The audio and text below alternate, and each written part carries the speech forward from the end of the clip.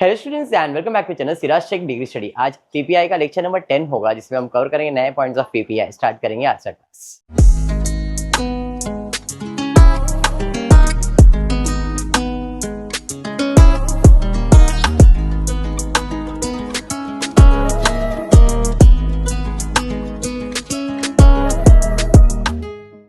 Start करेंगे और एक दो लेक्चर्स लूंगा फिर पीपीआई खत्म हो जाएगा।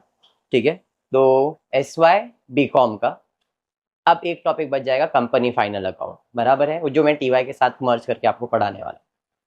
बाकी मैनेजमेंट अकाउंटिंग के अंदर हमने वर्टिकल फॉर्मेट कंप्लीट किया हुआ है। वर्टिकल फॉर्मेट, बैलेंस शीट का फॉर्मेट, प्रॉफिट एंड लॉस का फॉर्मेट याद है ना। ट्रेंड एनालिसिस, ट्रेंड सेट करते थे 100% के हिसाब से, कंपेरेटिव किया था। उसके अंदर आगे और कंटिन्यू हम लोग करने वाले। ठीक है, अब फाइनेंशियल स्टेटमेंट मतलब मैनेजमेंट अकाउंटिंग कंटिन्यू करेंगे। आज देखते हैं क्या सम दिया, थोड़ा सा अलग रहेगा आज का लेक्चर। पिछले क्लास में हमने निमेश प्राइवेट लिमिटेड किया था। क्वेश्चन दिया है, from the following information a certain profit for pre and post incorporation period. क्या फाइंड करने बोला है? From the following information find pre and post incorporation का profit. Net profit before making the adjustments are given below.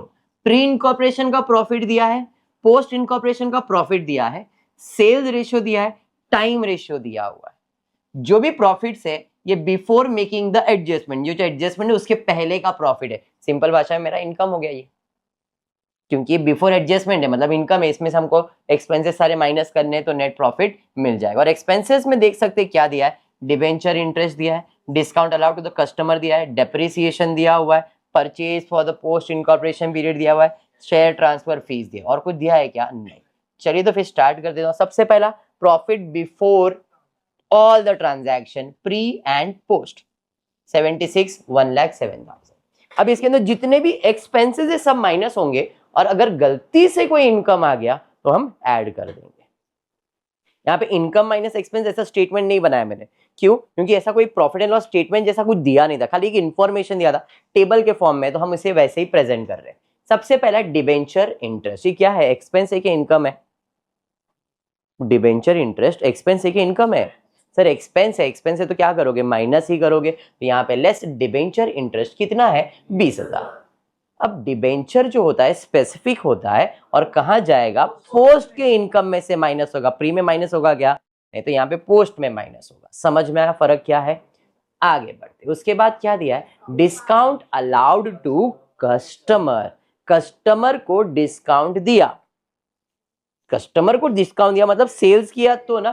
Sales ratio पता है 4:5 है, तो 4,500 को 4:5 में डिवाइड करो। 4,500 इंटू 4 मतलब 9 4 36, 9 5 45 ना, 5 4 20, 2,000 आ जाएगा और 2,500 आ जाएगा। अरे समझा? ये क्लियर है मनीषा, आजू बाजू सबको? चलिए आगे बढ़ते। डेप्रिसिएशन की बात करेंगे। डेप्रिसिएशन मनीषा कितना दिया है? 50,000। Of out of which depreciation of 10,000 is on asset purchase during the post incorporation.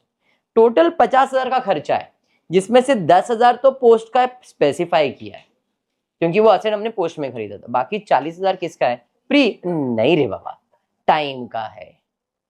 बाकी 40,000 को कौन सी रेशियो में बांटना पड़ेगा? 1:1, मतलब 20,000।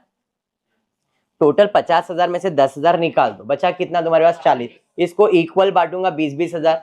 तो इस हिसाब से पोस्ट में डेप्रिसिएशन कितना आएगा?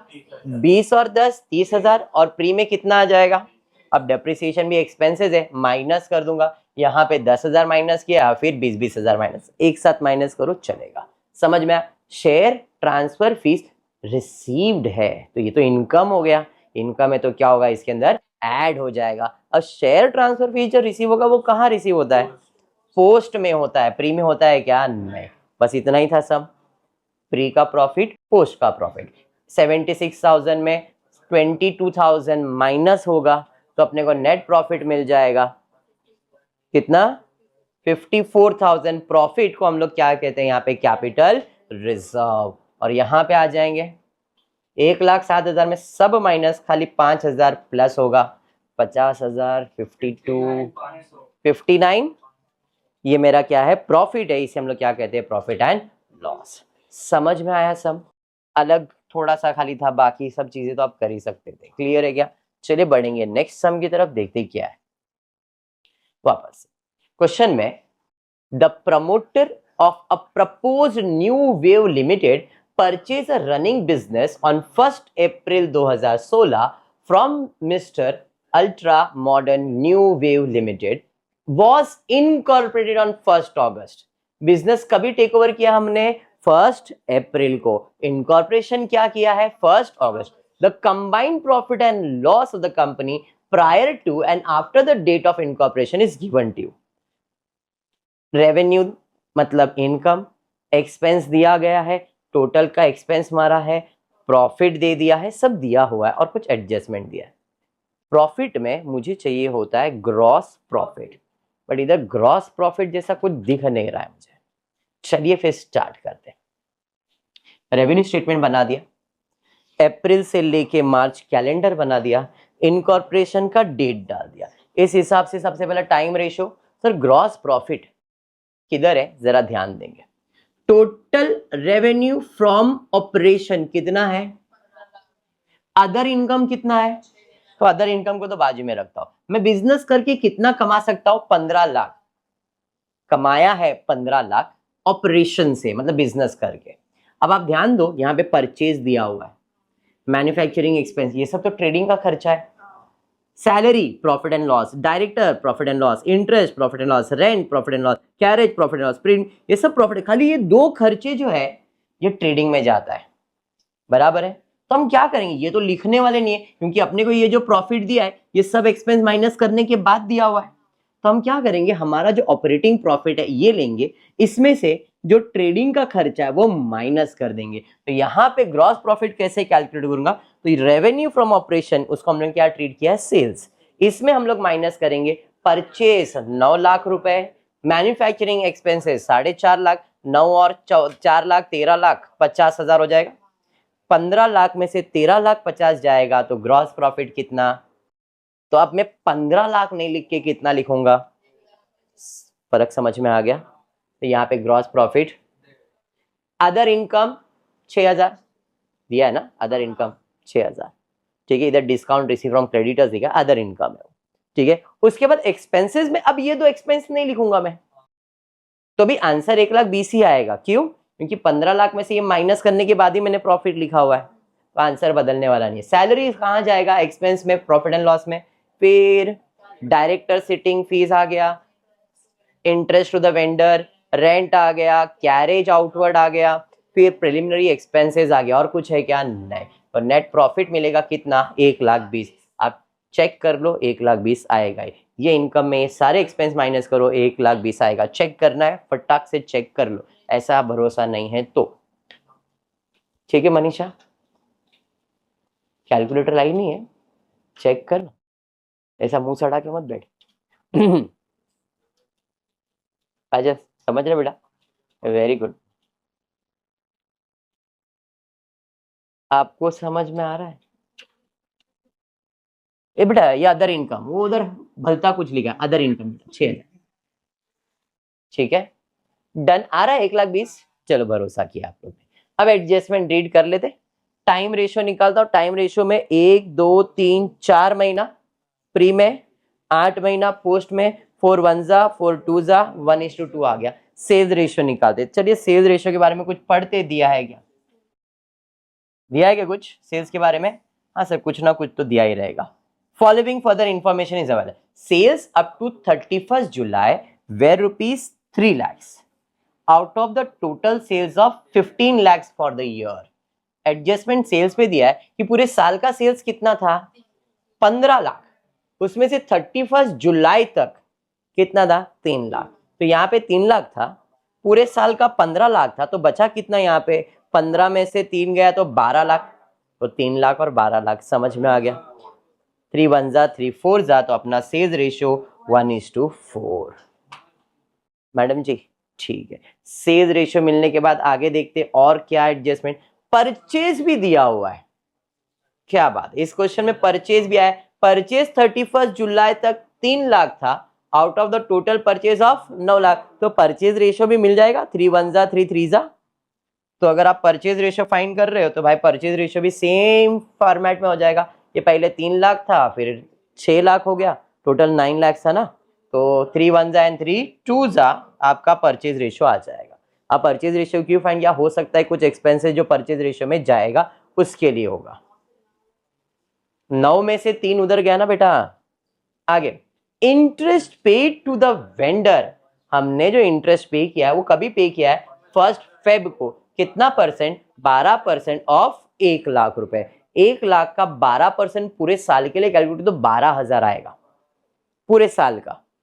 अप्रैल से अगर आप काउंट करोगे कब तक, 1 फेब तक, यहां तक, मतलब 1 2 3 4 5 6 7 8 9 10 महीने का चाहिए, तो पूरे साल का 12,000 है, तो एक महीने का 1200 होगा, 1,000 आएगा ना, 1,000। तो 10 महीने का कितना हो जाएगा, 10 महीने का देख लो, इंटरेस्ट टू द वेंडर कितना दिया है, 10,000 बराबर दिया है। तो ये क्यों दिया है, ताकि आप डिवाइड जब करोगे तो प्री में कितने मंथ्स लोगे, 4, और पोस्ट में 1 2 3 4 5 6 महीने के लिए 4:6 में डिवाइड करोगे।